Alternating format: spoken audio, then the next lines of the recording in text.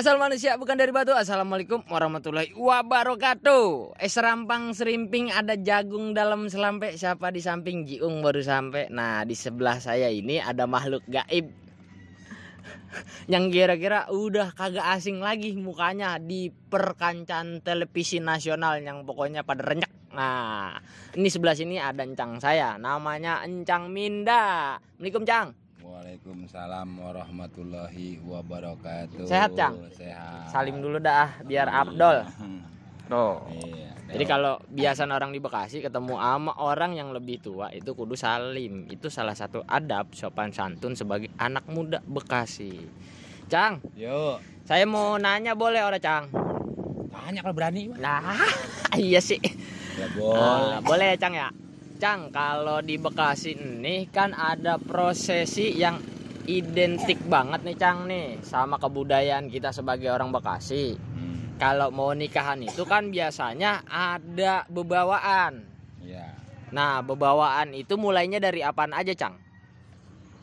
Kalau tradisi orang Bekasi, waktu-waktu zaman Cang masih kecil, nggak luput, nggak jauh tradisi dari barang kue sampai ke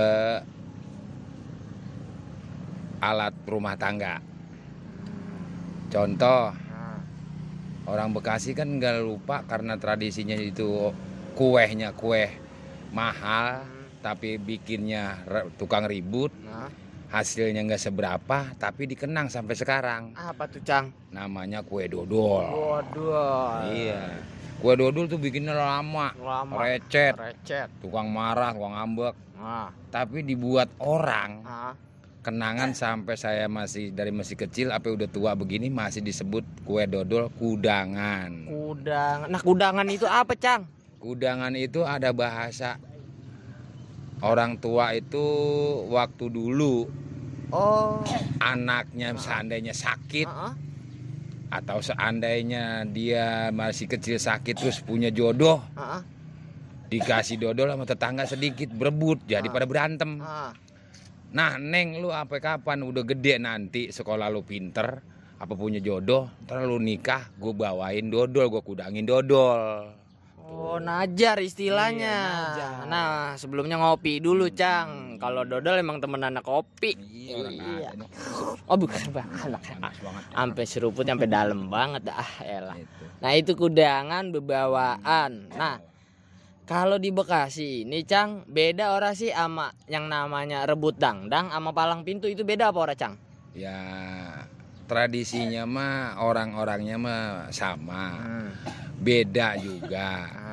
Bedanya ya kalau besanan karena ke rumah perempuan itu, ke rumah wadon itu membawa dandang, bebawaan, ya namanya ada rebut dandang.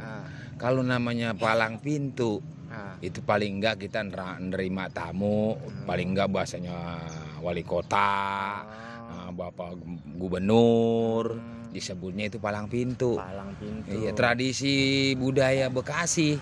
Sekarang ini lagi ngetren, orang salah satu nyebutnya katanya rampas dandang aja palang pintu.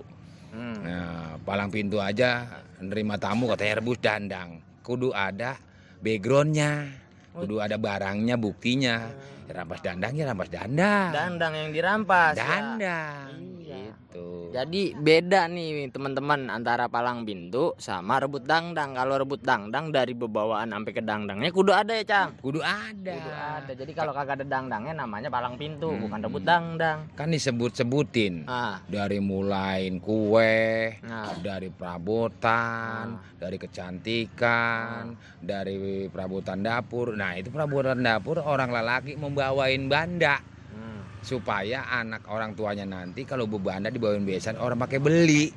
Dibawain lah dandang, ada tempat tidur. Dulu mah ada penggilesan. Sekarang apa mesin cuci. Iya. Nah, itu dulu ya. Iya. Tapi kayak begitu mah emang kudu tetap ada kan, Cang ya? Kudu ada karena apa? Kita bawain wadon.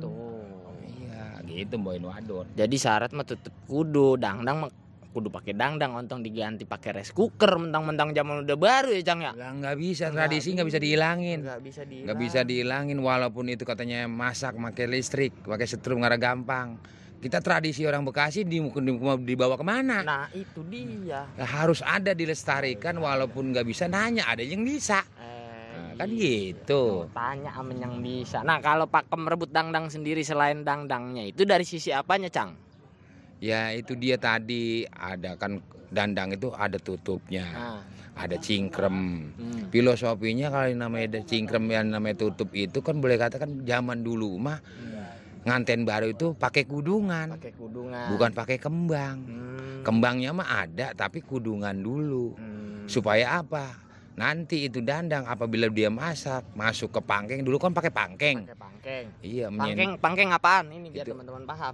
Pangkeng itu tempat naruh beras. Iya, di tempayan. Dia ke kudungan tuh supaya rambut nggak jatuh. Namanya nggak songong, menghormati leluhur. Ada dua lagi. Yang namanya cincin. Cincin itu kan boleh katakan ikatan silaturahmi, dia pasangan. Ada laki ada perempuan, ada siang ada malam. Kalau udah diiketin pakai cincin begitu berarti udah resmi. Udah sah. Nah, itu jadinya dia disebut namanya rampas dandang. Wah, itu awalnya rampas dandang tuh. Jadi ada itunya. Iya, ngomong-ngomong Cang, kalau yang namanya rampas dandang, rebut dandang, pantunnya sama kagak sih sama palang pintu? Perbandingannya cuman beda dari background aja.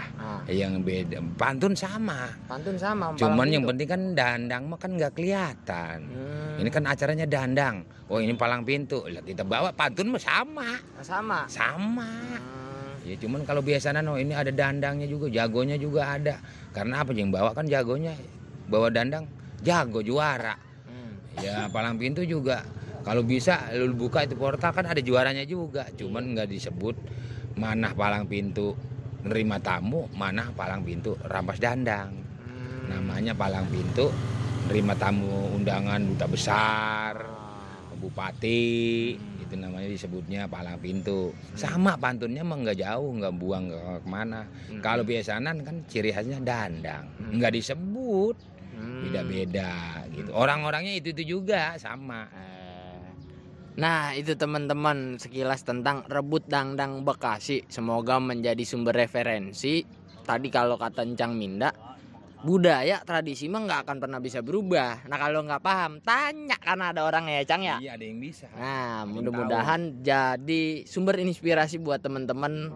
Bareng-bareng kita ngejagain seni budaya Bekasi. Tangan kaku kena besi, kacamata hitamnya taruh di lemari. Jangan ngaku pemuda Bekasi kalau nggak cinta sama budaya sendiri. Wassalamualaikum warahmatullahi wabarakatuh.